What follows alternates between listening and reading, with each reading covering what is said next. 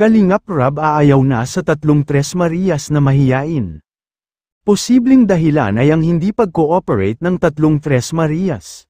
May kasabihan nga tayo na kapag puno na ang salop ay dapat na ito ay kakalusan. Sobra na at napuno na po kasi si Kalingap Rab sa pinakita ng tatlong mahiyain na ito.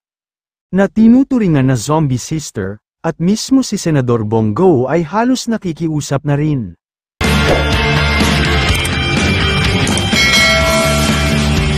Kalingap Rab aayaw na sa tatlong Tres Marias na mahiyain. Posibleng dahilan ay ang hindi pag-cooperate ng tatlong Tres Marias. May kasabihan nga tayo na kapag puno na ang salop ay dapat na ito ay kakalusan. Sobra na at napuno na po kasi si Kalingap Rab sa pinakita ng tatlong mahiyain na ito. Na tinuturingan na zombie sister, at mismo si Senador Bongo ay halos nakikiusap na rin. At tatay nagpapakita dahil sa may balita pala na paalisan na ang inyupa na tinitirhan nila. Posibleng paalisan na sila sa tinitirhan nito dahil nga sa ibebenta na pala ito sa ibang tao. Ito ang gagawan natin ng reaction video mga kalingap. Pero bago yan ay nais ko lang naman po sanang makiusap na i-like ang video na ito at sana patapusin nyo munang panuorin para inyong malalaman ang mga nilalaman nito.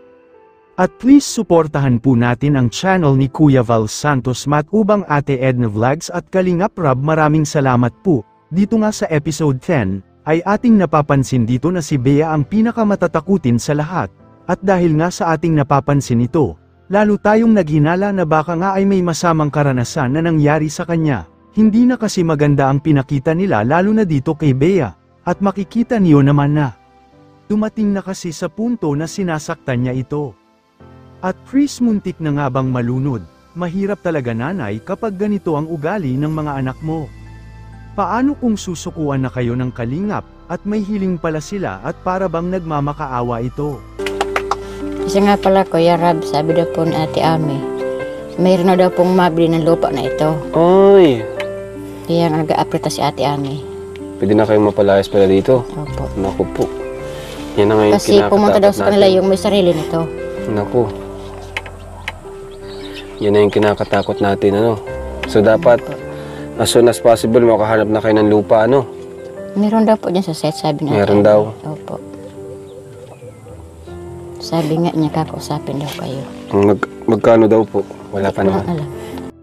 Hiling niya sana makalipat na daw sila ng tirahan. Ito daw ang isa sa mga dahilan kung bakit ganito at para bang naiirita sila at iniisip pala ang sinabi ng may-ari ng lupa. Na tinitirhan nila, gusto na pala silang paalisan dito. Nga ang turing ng mga kapitbahay nila, kahit nasa bahay lang sila. Ay wala pa rin pala silang lusot, dahil nga sa pinagpiestahan pa rin pala sila ng kanilang mga kapitbahay doon.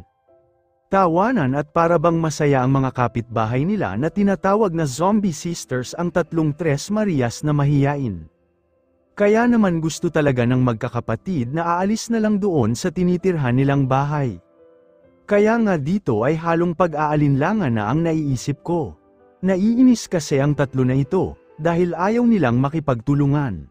Napakaswerte nyo na ganito ang trate ni Kalingap Rab sa inyo, ginawa na niya lahat para masasabayan kayo. Pero ano ang ginagawa nyo? Episode 10 na at wala pa rin kayong pagbabago. Parang gusto nyong matitigil na ang pagsuporta sa inyo dahil naging wala na saysay ang lahat kung walang timatawag na kooperasyon at communication sa inyo. Katulad sa sinabi ni Kalingap Rab, isa lang naman ang assurance at pangako niya. Na si Bea, Chris at Melissa ay makakalipat na sa bahay na titirhan nila soon. Una na kasi talaga itong sinabi ni Kalingap Rab na sila nga ay magkakaroon na ng sariling bahay. At ito rin kasi ang hiling nila. Kaya naman dito sa episode 10, ay ating mapapansin na nakiusap pala ang nanay niya na kailangan na nilang makalipat. Dahil umano ay may tendency pala na sila ay palalayasin na sa tinitirhan nila ngayon. Hindi pala sa kanila ang lupa at nakikitira lang pala sila. At sa anumang oras, ay paalisin na ito ng may-ari. At di naman sila handa dito, dahil nga sa wala pa naman silang sapat na pera pampagawa ng bahay. Kaya naman nakakatakot ito, baka kasi sa isang banda ay paalisin na nga sila. Lalo't na't ngayon pala ay nagbabalak na ang may-ari dito.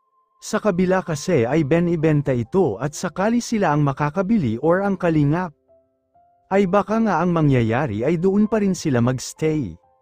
Kaso nga lang, baka kasi malaman nila, ay baka mas mahal na ang benta nito tulad sa kapitbahay nila. Kaya naman ay aasahan natin na aalukin talaga sila nito na mas doble at triple pa ang presyo. Kayo mga kalingap, ano ang opinyon nyo dito? Kayo na humusga. Pero bago ko tapusin ay isang mapagpalang araw mga kalingap lalo na sa ating ama na si Kuya Val Santos Matubang, Ate Edna Vlogs, Kalingap Rab, maraming salamat po.